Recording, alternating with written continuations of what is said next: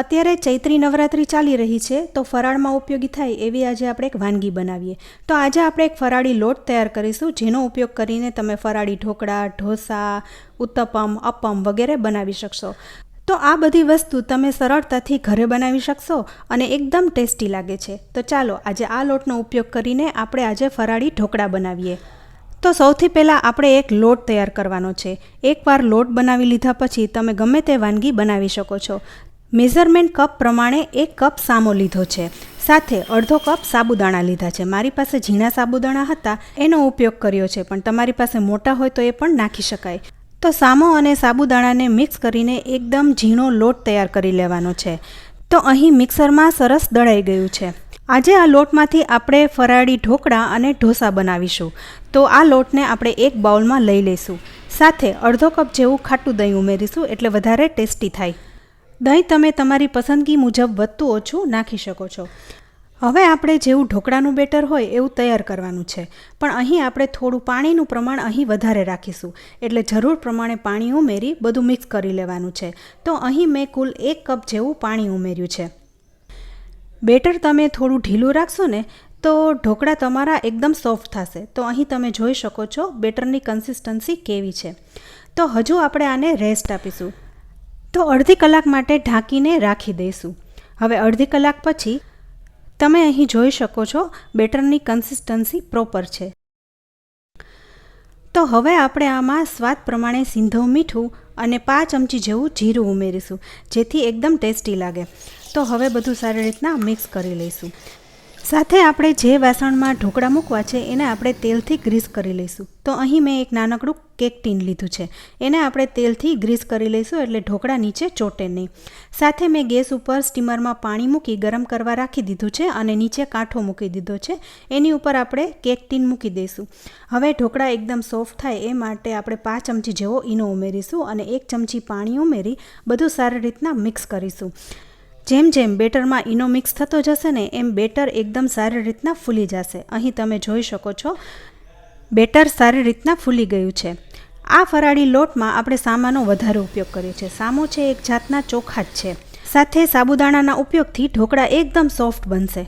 તો હવે આપણે બેટરને મિક્સ કરી ગરમ થઈ ગયેલા કેક ટીનમાં ઉમેરી દઈશું અને થોડા ઉપરથી મરચાં સ્પ્રિંકલ કરીશું. તમે જે ફરાળમાં વસ્તુ ખાતા હોય એ તમે ઉમેરી શકો છો. હવે આપણે આ ઢોકળાને 15 મિનિટ માટે સ્ટીમ કરીશું. ત્યાં સુધીમાં આ જ બેટરમાંથી તમે ઢોસા કેવી રીતે બનાવી શકો છો એ આપણે જોઈ લઈએ. તો મેં અહીં નોનસ્ટિક તવીને ગેસ ઉપર ગરમ કરવા મૂકી દીધી છે. તેલ અને પાણીથી મિક્સ કરી તવીને ગ્રીસ કરી લઈશું. સાથે ઠંડા પાણીનું પોતું પણ ફેરવીશું, જેથી તવીનું ટેમ્પરેચર ડાઉન થઈ જાય અને આપણે જે બેટર બનાવ્યું હતું એમાંથી જ મેં થોડું બેટર કાઢી લીધું હતું. હવે એ જ બેટરનો ઉપયોગ કરીને આપણે ઢોસા બનાવીશું. તો જુઓ કેટલા સરસ ઢોસા બની રહ્યા છે. આવી રીતે તમે ઉત્તપમ, અપમ વગેરે બનાવી શકો છો. આ ઢોસા ફરાળમાં ખાવાનો હોવાથી હું ગાયના ઘીનો ઉપયોગ કરીશ. સાથે થોડી કોથમરી અને લાલ મરચું છાંટીશ. તમે જે ફરાળમાં વસ્તુઓ ખાતા હોય એનો ઉપયોગ કરીને તમે ઢોસા બનાવી શકો છો. તો આવી રીતના તમે એકવાર લોટ બનાવીને રાખ્યો હોય ને તો ફટાફટ ફરાળી ઢોસા વગેરે તમે બનાવી શકો છો. તો ફ્રેન્ડ્સ, અહીં આપણો આ ગરમા ગરમ ઢોસો તૈયાર છે. સાથે હવે 15 મિનિટ થઈ ગઈ છે, તો ઢોકળા પણ એકદમ સારી રીતના ફૂલી ગયા છે.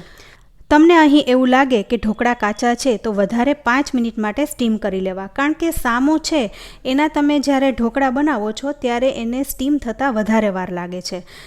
તો ફ્રેન્ડ્સ, અહીં આપણા ઢોકળા તૈયાર થઈ ગયા છે. તો હવે આપણે આને પ્રોપર રીતના ઠરવા દઈશું. હવે ઢોકળા ઠરી ગયા છે તો આપણે તવીથેથી એને સાઈડમાંથી ઉખેડી લઈશું.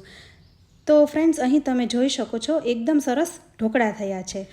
જ્યારે તમે આ ઢોકળા બનાવો ત્યારે ઈનો તો ખાસ ઉમેરવો, જેથી ઢોકળા એકદમ સોફ્ટ બનશે. તો હવે ઢોકળાને આપણે એક સરખા શેપમાં કટ કરી લઈશું. તમે અહીં જોઈ શકો છો ઢોકળામાં એકદમ સરસ જાડી પડી છે અને સોફ્ટ પણ થયા છે. હવે આ ઢોકળામાં આપણે એક વઘાર કરી લઈએ.